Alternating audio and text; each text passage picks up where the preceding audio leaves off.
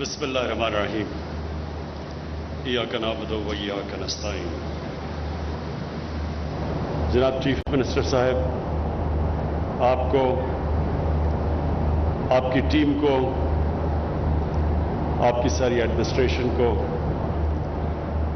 और मैं ख़ास तौर पे इमरान अमीन आपको आज मैं खराज तहसीन पेश करना चाहता हूँ, क्योंकि ये हमारा एक पाकिस्तान की तारीख का एक बहुत बड़ा प्रोजेक्ट, हम उस रास्ते के ऊपर निकले हुए हैं।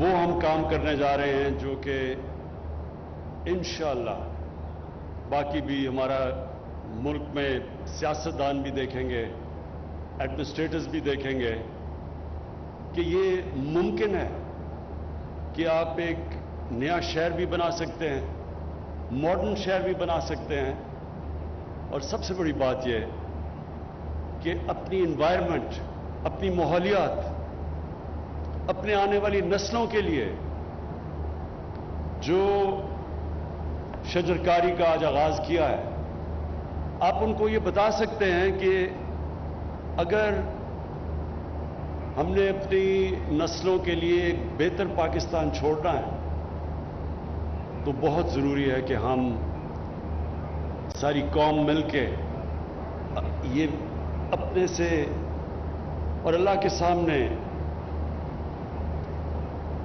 हम ये अहद कर लें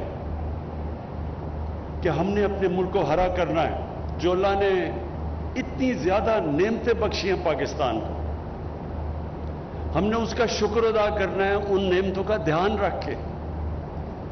मैं जब इस मुल्क में पहली जनरेशन बड़ा हुआ हूं तो मैंने अपनी आंखों के सामने पाकिस्तान में जंगलात को तबाह होते देखा। वाइल्ड लाइफ, हर किस्म, पाकिस्तान में हर किस्म का जानवर था। आहिस्ता आहिस्ता हमारी जैसे जैसे जंगलात गए, हमारे जानवर भी कम हो गए। और फिर ये हमने, क्योंकि मैं लाहौर में बड़ा हुआ, तो लाहौर की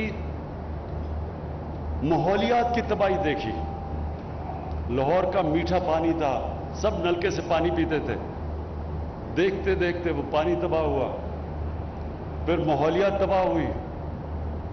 लाहौर में तो ये इस तरह की पोल्यूशन कभी थी नहीं।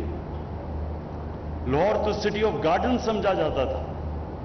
तो आहिस्ता आहिस्ता ये हालात देखे कि हमें ये खौफ आता है सुन के कि हमारे बच्चे और हमारे बूढ़े जो लाहौर में बड़ा हो रहे हैं, जो पोल्यूशन की सतह है, जो लेवल्स है, वो इतने ऊपर चले गए हैं कि बच्चों की भी जानें खतरे में है और बूढ़ों की भी।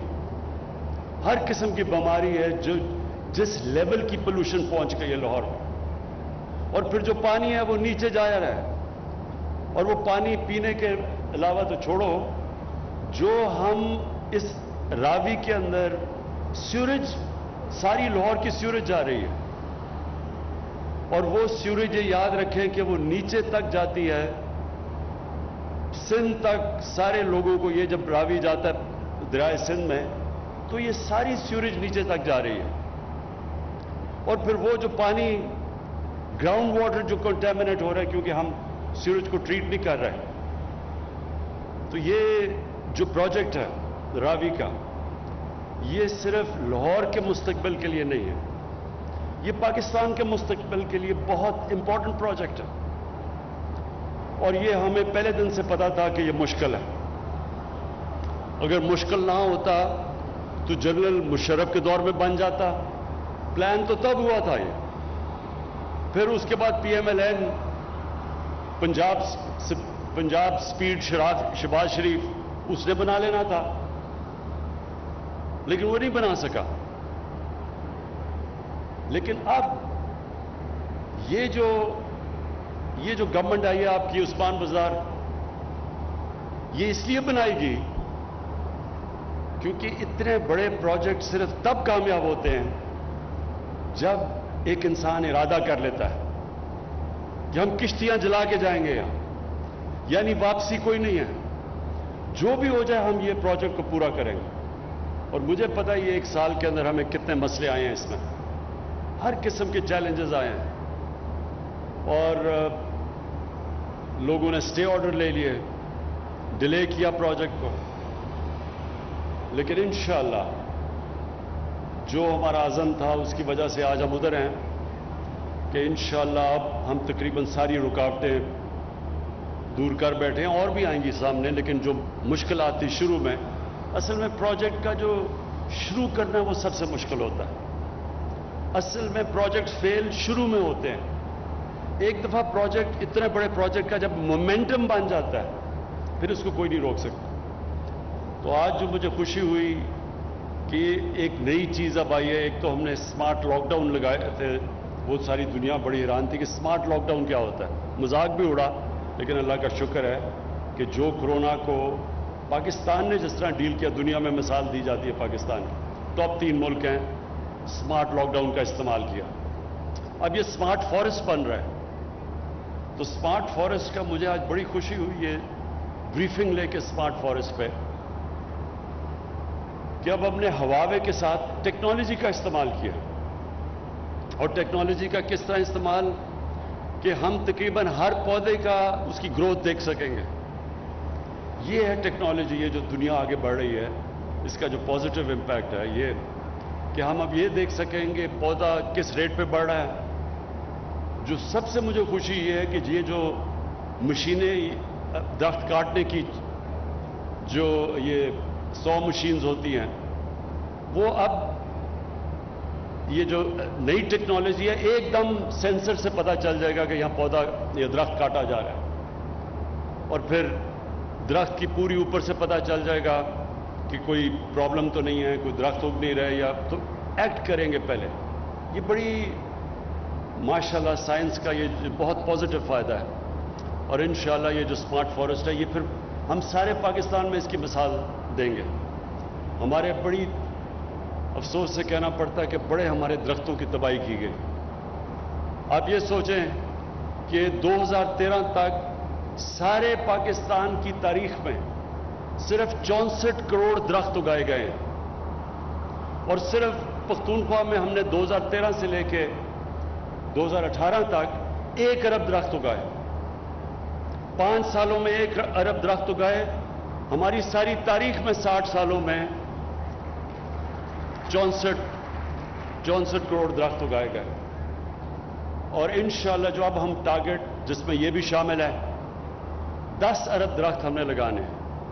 یہ سمجھ جائیں کہ 10 ارب درخت کا جو ٹارگٹ ہے ہمارا، جب ہم پہنچیں گے پاکستان بدل جائے گا، موسم بھی بدل جائے گا.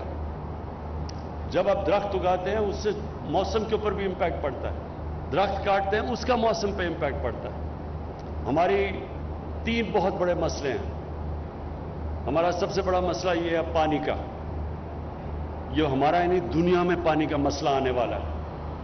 اس کے لیے درخت اگانے بہت ضروری ہیں، کیونکہ جو گلوبل وارمنگ ہے وہ پاکستان کو زیادہ امپیکٹ کر رہی ہے. ہم دنیا میں ان 10 ملکوں میں سے ہیں جو سب سے زیادہ متاثر ہوں گے گلوبل وارمنگ سے. ہمارے دریاؤں کے اندر پانی کم ہوتا جائے گا کیونکہ ہمارے جو گلیشیئرز ہیں وہ تیزی سے میلٹ ہو رہے ہیں. تو انشاءاللہ یہ جو ہماری ٹارگٹ ہے 10 ارب درخت کا، پہلے تو اس کو امپیکٹ کرے گا. پھر شہروں میں پولوشن ہے جو میں نے شروع میں آپ کو کہا. پھر یہ جو ہم ان ٹریٹڈ پانی، سیوریج کا پانی اپنے دریاؤں میں ڈال رہے ہیں، اس کا بہت بڑا امپیکٹ ہے. گراؤنڈ واٹر پہ امپیکٹ ہے. اس سے لوگوں کی صحتوں پہ فرق پڑے گا. تو یہ جو پروجیکٹ ہے لاہور کا، یہ ساری چیزیں ایڈریس کرتا ہے. سب سے پہلے یہ ایک پہلی دفعہ پلان کر کے یہاں 1 کروڑ درخت لگائے جائیں گے. 1 کروڑ درخت آپ سوچیں کہ پورا جنگل بن جائے گا. اس سے پھر لاہور کے شہریوں کے لیے، کوئی ٹورزم کے لیے، یعنی جانے کے لیے، بچوں کے ساتھ لوگ باہر نکلنا چاہتے ہیں چھٹی کے دن، کوئی جگہ نہیں ہے لاہور میں. تو یہ انشاءاللہ ایک بہت بڑا ٹورزم کے لیے بھی لاہور سے لوگ آئیں گے ادھر. تو یہ پورا ایک جنگل بھی بن جائے گا اور بڑی پلان قسم کا جنگل ہوگا ٹورزم کے لیے.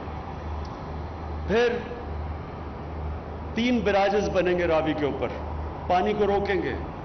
جب پانی کو روکیں گے تو لاہور کا جو گراؤنڈ واٹر نیچے جا رہا ہے وہ پھر اوپر آنا شروع ہو جائے گا، اور پھر واٹر ٹریٹمنٹ پلانٹس لگیں گے جو کہ لاہور کا سیوریج کا پانی ٹریٹ کر کے دریا میں ڈالیں گے تاکہ نیچے تک ہم لوگوں کی صحتوں کو خطرے میں نہ ڈالیں۔ تو یہ ایک پہلی دفعہ ایک کمپریہنسو پلان بن گیا ہے، اور پھر جو ایک اور بھی چیز کہ اس سے جو نوکریاں ملیں گی لوگوں کو، 10 لاکھ نوکریاں اس سے ملیں گی، اور پھر ہم نے جو ایسٹیمیٹ کیا کہ $40 ارب اکانومی میں آئے گا اس کی وجہ سے، یہ شہر بننے کی وجہ سے۔ $40 ارب جتنا پاکستان کا سالانہ بجٹ ہے 22 کروڑ لوگوں کا، وہ جنریٹ کرے گا یہ شہر۔ تو انشاءاللہ اس کا سارا امپیکٹ پڑے گا روزگار کے اوپر، اس کا امپیکٹ پڑے گا ہماری انڈسٹری پہ۔ کنسٹرکشن جب شروع ہوگی تو 30 اور انڈسٹریاں چلنی شروع ہو جائیں گی، اور اس سے پھر ہماری اکانومی بڑھے گی، ہمارا ریونیو کلیکشن بڑھے گا، جو کہ ہم نے اتنے قرضے دینے ہیں تو یہ بڑی چیزیں پاکستان کے مسئلے یہ پروجیکٹ ایڈریس کرے گا۔